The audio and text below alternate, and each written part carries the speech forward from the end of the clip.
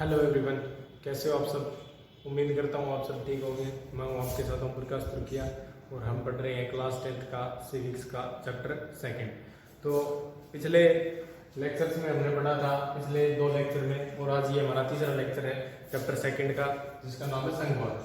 तो पीछे हमने पढ़ा था कि संघवाद क्या होता है, संघवाद की विशेषताएं क्या होती है, ठीक है, और किस प्रकार से संघीय व्यवस्था है वो चलती है।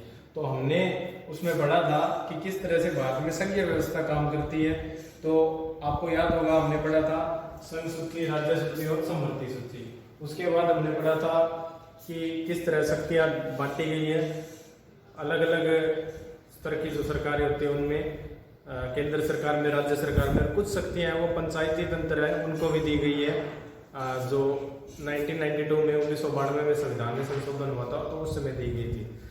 फिर हम बात करते हैं कि जब सत्ता का बंटवारा किया जाता तो ये मतलब कि भेदभाव मतभेद से नहीं चलता। जब एक राज्य दूसरे का सम्मान करेगा और जब केंद्र और राज्य के बीच में अच्छे संबंध हो गए तभी ये काम करेगा। तो कई बार ऐसी सिचुएशन क्रिटिकल भी हो जाती है कि एक स्टेट है, उसमें अलग सरकार होती है, केंद्र में अलग सरकार होती है।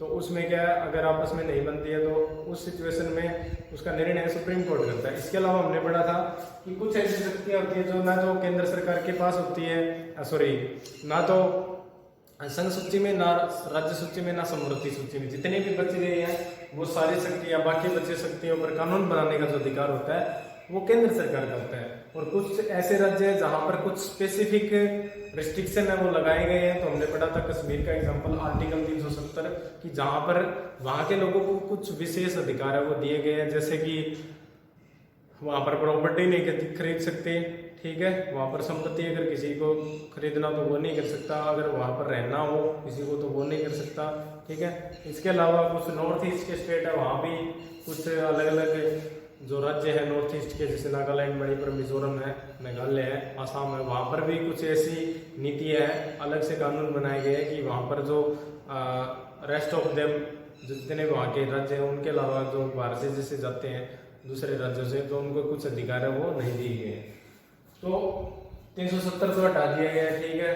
अमित शाह जी ने वो बिल पढ़ा और उसमें प्रेसिडेंट ने साइन किए हुए थे, तो उसको क्या निरस्त कर दिया, रद्द कर दिया, ठीक है।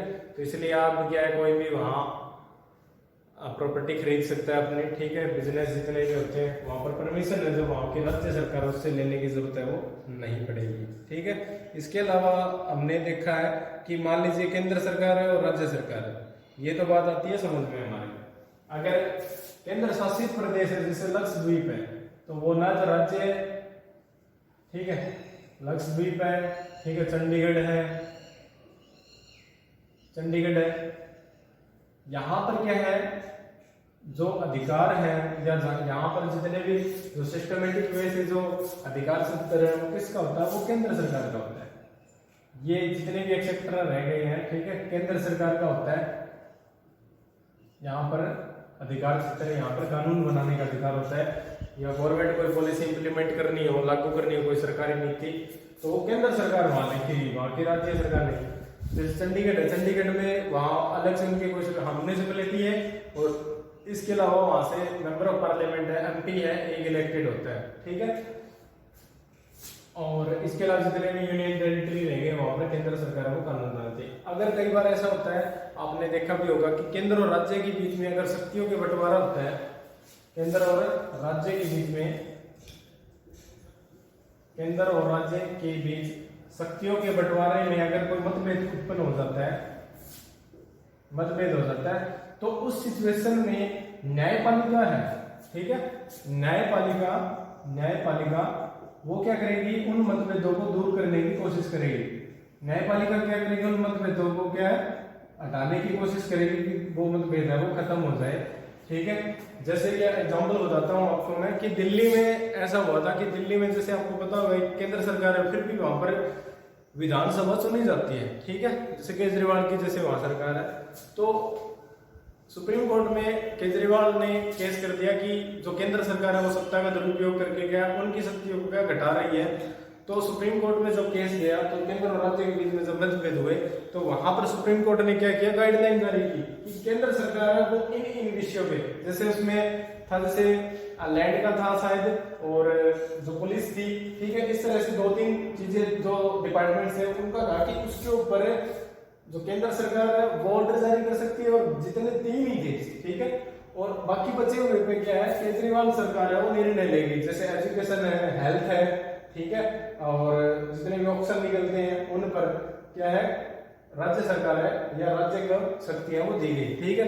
और मतलब कि कहने का मतलब है, सुप्रीम कोर्ट ने क्या कर दिया, केंद्र और राज्य के बीच में लाइन बना दी कि आपकी तो ये पावर है, आपकी तो ये शक्ति है, और आपकी ये है, कि आपकी तो ये 1 2 3 हो गई, ठीक है, और इनकी आपकी होगी 4 5 6, ठीक है, बता दिया ये इनकी शक्ति है और ये इनकी शक्ति है, ठीक है। इस तरह से इसका सोल्यूशन, अगर ऐसी सिचुएशन क्रिटिकल होती है तो वो करती है, जैसे 2 राज्यों के बीच में भी हो जाता है, जैसे कर्नाटक में हुआ था, और दूसरा किस में हुआ था, उसमें कर्नाटक और तमिलनाडु में हुआ था, कावेरी जल विवाद के ऊपर सुप्रीम कोर्ट ने गाइडलाइन जारी की थी, ठीक है। सिचुएशन क्रिटिकल, अभी पानी के ऊपर झगड़े आने वाले समय में होंगे, अब भी हो रहे हैं, ठीक है। अगर तीसरा विश्व युद्ध होगा तो पानी के ऊपर होगा, पीने का पानी, ड्रिंकिंग वाटर है वो धीरे धीरे खत्म हो रहा है, और बुरा हाल है, ठीक है, आपको पता होगा जून का महीना चल रहा है। फिर बात करते हैं हमें कि मान लीजिए केंद्र सरकार है वो कह देगी कि हमें तो राज्य सरकार की, ये रेस कर देता हूं, केंद्र सरकार है, मान लीजिए उसका मुंड फिरा, उन्होंने कहा भी हमें तो क्या करना है, राज्य सरकार की, केंद्र सरकार ने क्या किया, राज्य सरकार की शक्तियां घटाना चाहिए, राज्य सरकार की शक्तियों को क्या कहा कि आपकी शक्तियां कम कर देते हैं, शक्तियों को घटाना चाहती है, तो क्या घटा देगी, वो घटा देगी, नहीं घटा सकती। उसके लिए क्या है, संविधान है हमारा, संविधान में एक प्रोसीजर है, संविधान में क्या है, एक सिस्टमेटिक वे से एक प्रक्रिया है, संविधान में क्या प्रक्रिया है कि किस तरह से शक्तियों को घटा सकती है। तो मान लीजिए किसी की पावर घटानी है तो उसके लिए क्या करना पड़ेगा, 2/3 बहुमत से पार्लियामेंट में एक बिल आएगा, ठीक है। अगर वो बिल पास होगा राज्यसभा से, लोकसभा से, फिर बाद में राष्ट्रपति उसके ऊपर साइन कर देंगे, तब वो क्या है, वो जाएगा राज्यों की विधानसभाओं में, मतलब संसद में जब पास हो गया वो राज्य के जितने भी विधानसभा है, आधे से ज्यादा में से अगर वो पास होकर आ जाता है तो वो शक्तियां हैं वो राज्य सरकार की घटा सकती है, ठीक है, ऐसा हो सकता है, ठीक है। हुआ है क्या कभी ऐसा? नहीं हुआ है, ठीक है, शक्तियां कम ज्यादा उसमें उस तरह से नहीं हुआ है। बाकी संविधान में संशोधन होते रहते हैं और शक्तियां घटाने और बढ़ाने का काम, क्योंकि बीच में कौन है, न्यायपालिका है, अभी कोर्ट है, आगे ये कहेगा भी क्या चल रहा है, ये आप इसकी शक्तियां घटा दें। और दूसरी बात, राज्य कभी भी नहीं चाहेंगे कि केंद्र है वो ज्यादा पावरफुल हो जाए, पहले ही केंद्र है वो ज्यादा पावरफुल है, पहले ही बना रखा केंद्र को ज्यादा पावरफुल, ठीक है। और ये डिस्प्यूट कब आता है, जैसे हमने देखा होगा कि मान लीजिए हरियाणा में तो है बीजेपी सरकार और केंद्र में है कांग्रेस की सरकार, तो क्या होगा, जब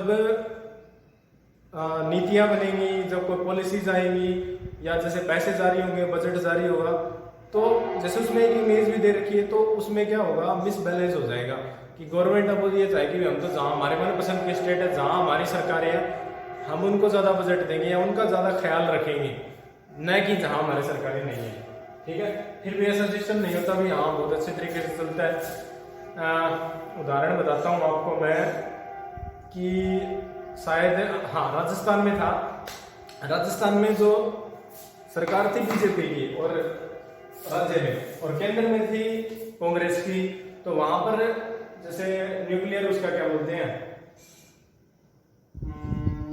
नहीं सॉरी, अभी की बात है, प्रधानमंत्री नरेंद्र मोदी ने अभी किया था उसका इनॉग्रेशन, उद्घाटन, कि वहां पर कांग्रेस की सरकार थी, केंद्र में बीजेपी सरकार थी, तो वहां पर उन्होंने वो होते हुए भी क्या किया, वहां क्या बोलते हैं उसका, जो न्यूक्लियर पावर प्लांट है उसको क्या वहां पर उद्घाटन किया गया, उसको बनाया गया। मतलब पॉलिसीज काम नहीं रुकती अभी, ठीक है। फिर भी क्या है, उसमें कई बार झगड़े हैं छोटे मोटे होते रहते हैं। तो संविधान की एक प्रक्रिया है जिसमें क्या 2/3 बहुमत से क्या पास होने के बाद है संविधान की प्रक्रिया में अगर शक्तियों में घटाना बढ़ाना है तो क्या होगा, पहले तो संसद में 2/3 जो सांसद हैं वो उसमें बहुमत से सॉरी 2/3 मत से क्या है, 2/3 मत से संसद में सांसद है वो संसद में क्या करेंगे, अगर वो कानून को पास कर देंगे, बिल को क्या कर देंगे, वो पास कर देंगे, उसके बाद जाएगा वो संसद से राज्य की विधानसभाओं में, राज्य विधानसभा में जाएगा और वहां पर भारत के मान लेते हैं अभी तो जैसे 28 स्टेट्स है तो उसमें अगर आधे से ज्यादा ठीक है उस पर अगर यस कह देते हैं ठीक है कि हाँ शक्तियां घटा दो आप राज्य की या केंद्र की शक्तियां बढ़ा दो या राज्य के बढ़ा दो, तो यस कह देते हैं तो वो बन जाएगा कानून, ठीक है, वो बन जाएगा एक्ट। तो इस तरह से बदलाव होता है भाई राज्य और उसके बीच में जो केंद्र है उसमें शक्तियों के बंटवारे में जब शक्तियों का बंटवारा होता है तो अकेले संसद नहीं कर सकते, दोनों केंद्र में मान लो बीजेपी की अभी सरकार है उसको अपनी शक्तियां बढ़ानी है तो सिर्फ अपने बल पे नहीं कर सकता, उसको राज्य की विधानसभा है ना वहां से भी उसको पास करवाना पड़ेगा। कहने का अर्थ ये है, आपको समझ में आ गया होगा। नेक्स्ट है थोड़ा सा और है कि संविधान में किसकी भूमिका इंपॉर्टेंट होती है, भाई सबसे ज्यादा होती है जब न्यायपालिका की, ठीक है। अगर कोई ऐसा डिस्प्यूट होता है तो न्यायपालिका उसको क्या करती है, सॉर्ट आउट करती है, उस प्रॉब्लम को क्या देखती है, उसका क्या सॉल्यूशन करती है, ठीक है। बहुत बार हुआ है ऐसा, state of Maharashtra versus XYZ, बहुत सारे ऐसे लोग होते हैं जो केस कर देते हैं, तब जाकर के उस पर सुनवाई होती है, बहुत सारे कानून है वो निरस्त भी हो जाती है इसके ऊपर और बहुत सारे नए कानून है वो बनते भी हैं इसके ऊपर। जब अगर किसी सिचुएशन पे ऐसा हो जाता है, ठीक है, प्राइवेसी के ऊपर है, मैरिज पे है, ठीक है, अडॉप्ट लेते हैं उस पे, सरोगेसी पे है, इस तरह से संघीय व्यवस्था कैसे चलती है अभी भारत में। नेक्स्ट है हमारा मैन, संघीय व्यवस्था भारत में चलती कैसे, कैसे चलाएंगे संघीय व्यवस्था, संघीय व्यवस्था कैसे चलेगी देश में, कैसे चलती है, कैसे चलती है, उसमें एक मैप दिया हुआ है, एक नहीं 2 मैप दिए हुए हैं। एक तो दिया हुआ है इंडिया का आजादी से पहले का मैप, जिसमें क्योंकि आपको पता होगा जब भारत आजाद नहीं हुआ था तो भारत है वो पाकिस्तान भी इंक्लूड था उसमें और जो आज का जो बांग्लादेश है वो भी उसमें शामिल था, ठीक है, बलूचिस्तान भी था।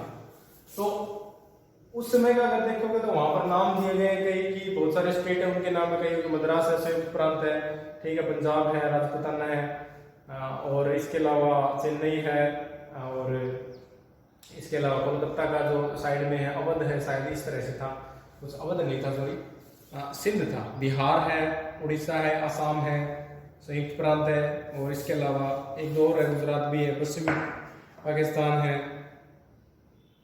मैसूर है, मैसूर आज का जो कर्नाटक है, बंबई है और मध्य भारत, संयुक्त प्रांत, पंजाब, कश्मीर, राजपुताना, इस तरह से क्या है कुछ थे। तो संघीय व्यवस्था कैसे चलेगी, पहली बात तो ये है कि संघीय व्यवस्था हमने क्या कर दिया, संविधान में क्या किया, लिख दिया कि भी केंद्र सरकार ऐसे काम करेगी, राज्य सरकार ऐसे काम करेगी। क्या लिख देने से चल सकती है कोई व्यवस्था, नहीं चल सकती। उसके क्या चाहिए, उसके लिए चाहिए राजनीतिक जो समझ होती है, जो राजनीतिक जो चरित्र होता है किसी भी पॉलिटिकल पार्टी का, वो अगर उसकी विल अच्छी है या उसका अगर चरित्र अच्छा है तो उस देश में जो संघीय व्यवस्था है वो बहुत अच्छे से चलेगी। अगर उसके चरित्र में या उसके स्वभाव में या किसी पार्टी में अगर ये आ जाता है कि हम तो रूल करेंगे, हमने देश आजाद करवाया, तो वो वहां पर सही से काम नहीं करेगी। तो अगर वो सही से चलती है तो, और इंडिया में ऐसा हुआ है भी, संघीय व्यवस्था भारत में एक दो बार इंटरफेयर हुआ है कि राज्य के बीच में जो केंद्र है उसने बहुत कई बार इंटरफेयर किया, फिर भी क्या हमारे यहाँ सही चलती है। उसका रीजन क्या है, क्योंकि हमारे जो संघीय व्यवस्था का मुख्य सफलता का श्रेय कि हमारे यहाँ जो राजनीतिक चरित्र है वो लोकतांत्रिक है, ठीक है, हमारे यहाँ जो राजनीतिक चरित्र है, चरित्र वो लोकतांत्रिक है। अब ये नहीं है कि कोई है फलाना ढिमका है और कोई भी आके ये बोला कि मैं तो प्रधानमंत्री हूं, नहीं भी। पहले इलेक्शन में पार्टिसिपेट करो, पहले तो क्वालिफिकेशन पूरी करनी जरूरी है, फिर इलेक्शन में पार्टिसिपेट करो, फिर जीतो, जीत के आने के बाद है वहां पर कहो मैं बनूंगा, वहां पर उसको सपोर्ट चाहिए किसका, एमपीज का, ठीक है, तब जाके बनता। तो हमारे राजनीतिक चरित्र लोकतांत्रिक है, इसीलिए क्या है उसको सिस्टमेटिक वैसे चल रहा है, ठीक है। अगर ऐसा नहीं होता, राजनीतिक चरित्र क्या है, लोकतांत्रिक है हमारे देश में। और इसके अलावा यहाँ पर संघवाद की भावना है, इसमें सभी की विविधताओं का आदर किया जाता है, साथ में रहने की जो इच्छा है और देश को जो साझा आदर्श के रूप में क्या है आगे ले जाने का जो सिस्टम है उसी से ये चलता है। अगर ये कह देंगे कि हमने तो भी ये स्टेट हमारे अच्छे हैं या हमारी भाषा बोलते हैं या हमारी यहाँ पर सरकार है, हम तो इनको ही साथ लेंगे बाकी को छोड़ देंगे, उस देश में नहीं चलेगा। तो हमारे यहाँ क्या संघीय व्यवस्था बहुत अच्छी है, हम एक साथ मिलकर रहते हैं, ठीक है, एक दूसरे को सम्मान करते हैं, चाहे वो राज्य में किसी की सरकार हो और केंद्र में अलग सरकार हो, ठीक है। कई बार डिस्प्यूट हो जाता है, वो आगे भी आएगा तब भी बताऊंगा, अभी मैंने बताया वो भी था। तो उसमें सबसे पहले आता है कि जो किस तरह से संघीय व्यवस्था चली, तो सबसे पहले उसमें एग्जाम्पल है भाषाई राज्य का। भाषाई राज्य, जब भाषाई आधार पर राज्य बनाएगा तो क्या होगा, पहली बार तो सबको डर लग रहा था, ठीक है। जब संविधान बन गया था 1950 के बाद, तो जैसे उसमें आप में देखते होंगे अपने बहुत सारे राज्यों के नाम है वो अलग अलग, मद्रास है, चेन्नई है, बम्बई है, संयुक्त प्रांत है, बिहार है, उड़ीसा है, असम है, पंजाब है, कश्मीर है, राजपूताना है, पाकिस्तान है, बलूचिस्तान है और जो आज का बांग्लादेश है। तो सरकार ने सोचा भी हमने धर्म का मैटर ज्यादा उछल गया था, देश बट गया, अगर हमने भाषा आधार पर राज्य बना दिए तो क्या होगा हमारे देश का, वो तो भाषा के आधार पर अलग अलग सब कह देंगे कि हमारी जो आइडेंटिटी है, पहचान है वो अलग है और हमें तो अलग देश चाहिए हमारा।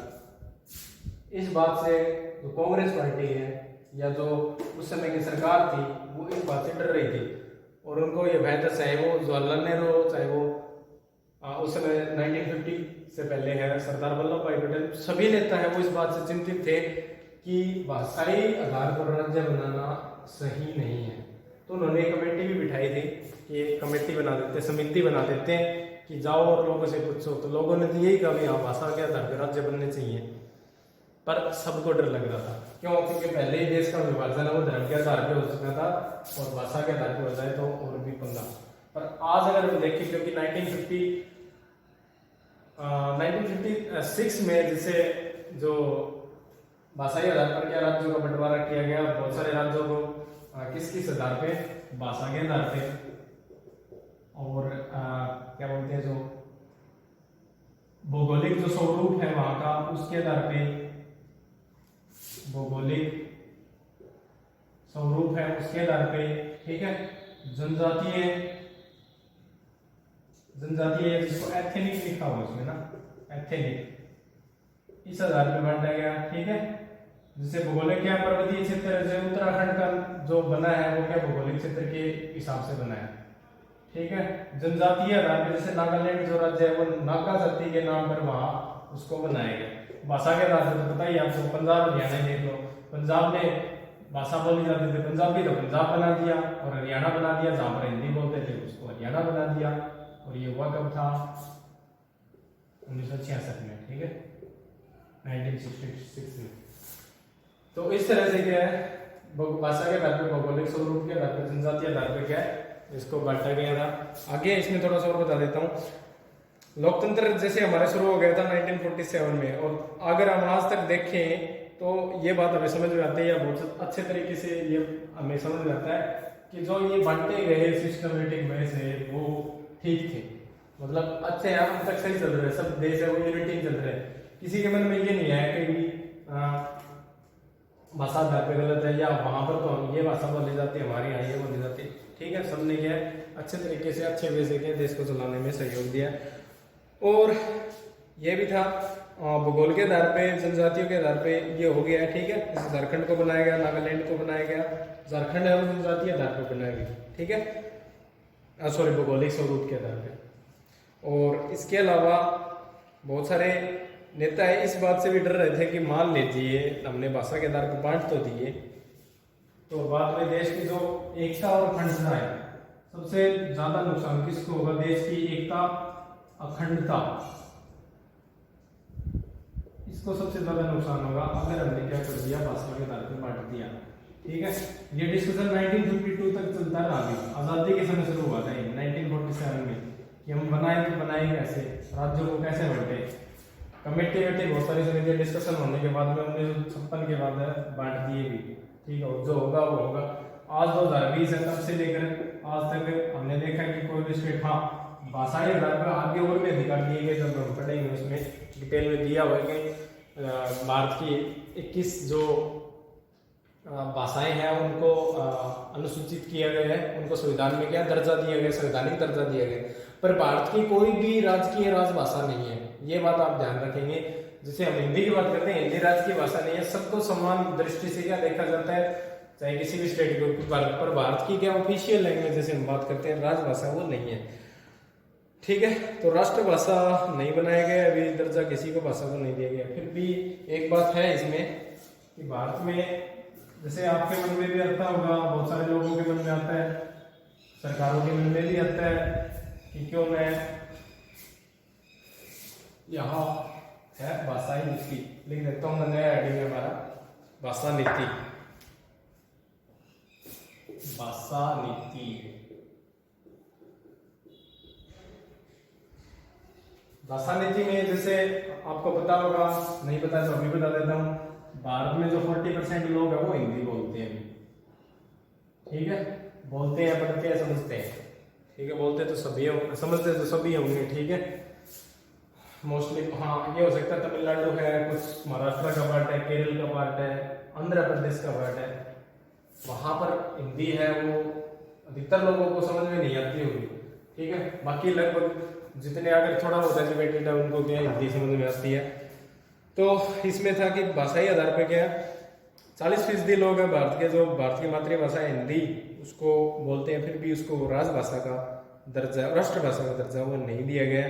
तो सभी को संविधान में क्या किया, हिंदी के अलावा 21 अन्य भाषाओं को क्या है, हिंदी के अलावा 21 अन्य, यानी टोटल कितनी होगी 22, एक हिंदी होगी, 21 क्या होगी अन्य, उसमें बॉक्स में लिखा हुआ है, अगर आप देखना चाहो तो 22 भाषाएं कौन कौन सी है, मराठी है, पंजाबी है, तेलुगु है, तमिल है, कन्नड़, मलयालम है, ठीक है, उड़िया है, इस तरह से बहुत सारी है, भोजपुरी है, अवधी है, गुजराती है, मारवाड़ी है।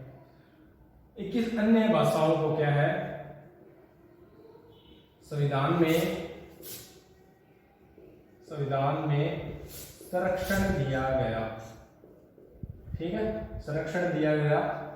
क्यों दिया गया, मान लीजिए हम तो हैं उत्तरी भारत के, हरियाणा के निवासी, हमें हिंदी आती है, हमें थोड़ी बहुत इंग्लिश भी बोलने पड़ जाती है, और तमिलनाडु का व्यक्ति उसको हिंदी नहीं आती थी, ठीक है, सॉरी तमिलनाडु है, उस राज्य में हिंदी नहीं आती। तो ये क्या हुआ, एक प्रोसीजर बनाना संविधान जब लिखा गया कि 1965 में क्या है, हाँ, और ये था कि इसमें सभी राज्यों को अपनी अपनी राजभाषाएं हैं वो बनाई गई, उनको अधिकार दिए गए, और इसके अलावा हर एक राज्य की अपनी ऑफिशियल लैंग्वेज हो सकती है।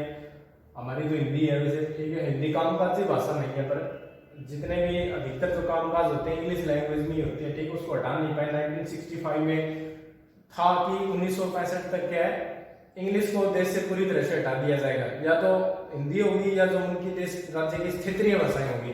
पर एक बात ये निकल के आती है, इंग्लिश ने पूरे देश को जोड़ के रखा है, ठीक है। जैसे आपको भी तमिल भाषा नहीं आती, मुझे भी नहीं आती, कन्नड़ नहीं आती, मलयालम नहीं आती, अब उनको अब जबरदस्ती हमें कहते हैं कि हम सिलेबस में है कन्नड़ भाषा लगाएंगे, तमिल भाषा लगाएंगे, तो क्या होगा, वो टिपिकल होगा, मातृभाषा है, उसको सीखना मुश्किल होता है। मैं ये नहीं कहता सीखना नहीं चाहिए, सीखना चाहिए। अभी आपको ये बताया हाउ आर यू का मीनिंग क्या होता है, पर आपको तमिल में कहते हुए हाउ आर यू को क्या कहते हैं, तो आपको नहीं पता होगा, वो देश की भाषा है, हमारे देश की मिट्टी की भाषा हमें नहीं पता, ठीक है।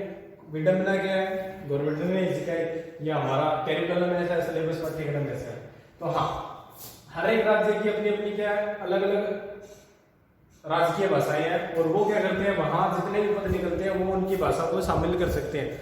मान लीजिए पंजाब में वैकेंसी निकली है, तो वहां पर कोई व्यक्ति है, उसको कहना है भी पंजाबी में पेपर देना है मेरे को, तो वो दे सकता है, ठीक है।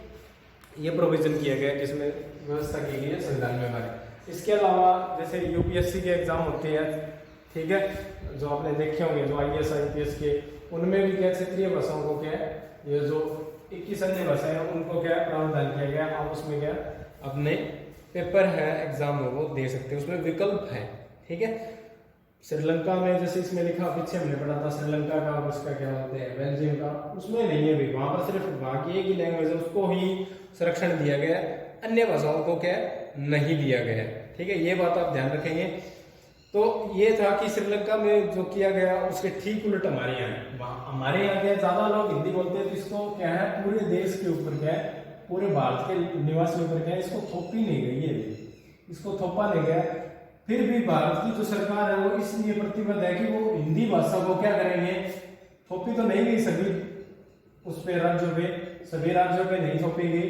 फिर भी क्या जो भारत सरकार है, भारत सरकार उसका कर्तव्य बनता है कि वो जो भारत की जो भाषा है हिंदी, ठीक है, भारत सरकार का ये कर्तव्य है, ठीक है, वो कि हिंदी को क्या करे, हिंदी को प्रमोट करे, उसको क्या प्रमोशन करे, उसको क्या बढ़ावा दे, ठीक है, उसके लिए काम करे, ठीक है। पर उसको थोप नहीं सकते। जैसे तमिलनाडु में उस पर विरोध भी हुए थे, तमिलनाडु में, तमिलनाडु के लोगों ने कहा था भी, जैसे ये कहा था कि ऑफिशियल लैंग्वेज या तो आपकी वो होगी मातृभाषा या फिर क्या होगी हिंदी ले लो आप। तो उन्होंने कहा भाई हमने नहीं दिया, इंग्लिश कर दो। तो 1965 के लगभग है, 1965 के लगभग है, एक मूवमेंट से भी चली, तब सरकार ने ये कहा भाई ठीक है जो भी है, राज्य है अपने हिसाब से अपनी जो भाषा है उनको इम्प्लीमेंट कर सकते हैं और इंग्लिश को भी कर सकते हैं। और इंग्लिश आज के समय में एक कामकाजी भाषा बन गई है, चाहे वो एक राज्य से दूसरे राज्य हो, चाहे एक देश से दूसरे देश में हो। इसीलिए क्या उसको हिंदी को भी बढ़ावा दिया जा रहा है। पर क्या है इतनी प्रोग्रेस नहीं कर पाई है। हम भी हिंदी नहीं बोलते, शुद्ध हिंदी जो बोलते हैं, ठीक है, बागड़ी भाषा बोलते हैं, ठीक है, तो बढ़ावा कैसे मिलेगा। और कईयों लोग क्या है अपनी मातृभाषा बोलने में भी शर्म आती है, ठीक है, तो ऐसे नहीं होना चाहिए, ठीक है, बोलनी चाहिए और इसको प्रमोट भी करना चाहिए जितना हो सके, ठीक है। कई बार ऐसी सिचुएशन आ जाती है कि लोग अलग भाषा में बात करने की बहुत कोशिश करते हैं, तो हमें भी अपनी टोन में बात करनी चाहिए, ठीक है। जैसे आप में से बहुत सारे लोग हैं, वो अगर कहीं जाना पड़े आपको, तो आप ये मत सोचो कि आप वहाँ शुद्ध हिंदी हरियाणवी बोल लो आप, ठीक है, वो भी तो आपकी डायलेक्ट है, हिंदी भाषा बोल लो आप, ठीक है, तो बोलना चाहिए भी। आपको शर्म नहीं आनी चाहिए कि वहाँ जाके क्या सोचेंगे, तो ये चीज़ होनी चाहिए। इसके अलावा जो गैर भाषी प्रदेश है उन्होंने मांग की भी हमें अंग्रेजी का ही प्रयोग करना है, ठीक है। जो गैर हिंदी बोलते थे 1965 के बाद, और गवर्नमेंट ने क्या कर दिया, ठीक है, ऑफिशियल लैंग्वेज किसके अलावा क्या है, इसको भी क्या इंप्लीमेंट कर दिया और सबको अनुमति दे दी। इस विवाद को समझाया गया और अनेक लोगों का ये मानना था कि अंग्रेजी भाषी जो लोग हैं अगर उनको मान दिया तो उसमें क्या उनको लाभ होगा, लाभ तो हुआ। राजभाषा के रूप में हिंदी को कोई बढ़ावा देने की सरकार की हमेशा नीति बनी रही है और इसको वो बढ़ावा दे रही है। फिर भी ये क्या है हर जगह उसको क्या थोप नहीं सकती, ठीक है। भारतीय राजनेता कई बार क्या है इसके मामले में लचीला रुख अपनाते हैं, ठीक है। भारत सरकार है वो करती तो है कि वो बढ़ावा देंगे, पर वो क्या इसके मामले में क्या थोड़ी सी लचीली ही रहती है, इसके मामले में लचीला रुख अपनाती है। अब ये नहीं है कि हमें तमिलनाडु में हिंदी सिखानी है, नहीं, गवर्नमेंट ने ये मैं कहता हूँ हाँ बढ़ावा जरूर दे रही है, पर ये नहीं है कि जबरदस्ती थोप दी जाए उन्हें, ठीक है।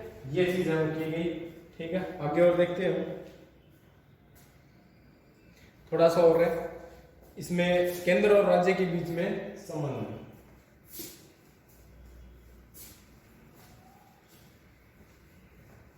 उम्मीद करता हूँ हाँ एक टेबल और है उसका हम डिस्कस करेंगे, ठीक है, नेक्स्ट क्लास में जब मिलेंगे कि किस तरह से कौन सी भाषाओं को दिया गया। मोस्टली जैसे हमारे यहाँ बोली जाती है वो तो है ही हिंदी है। उसके बाद अगर हम बात करें तो उसमें बंगाली भाषा है, ठीक है, बांग्ला भाषा, फिर मराठी है, ठीक है, तमिल भाषा, ये कुछ मेन बोले जाने वाली हमारे यहाँ भाषाएं।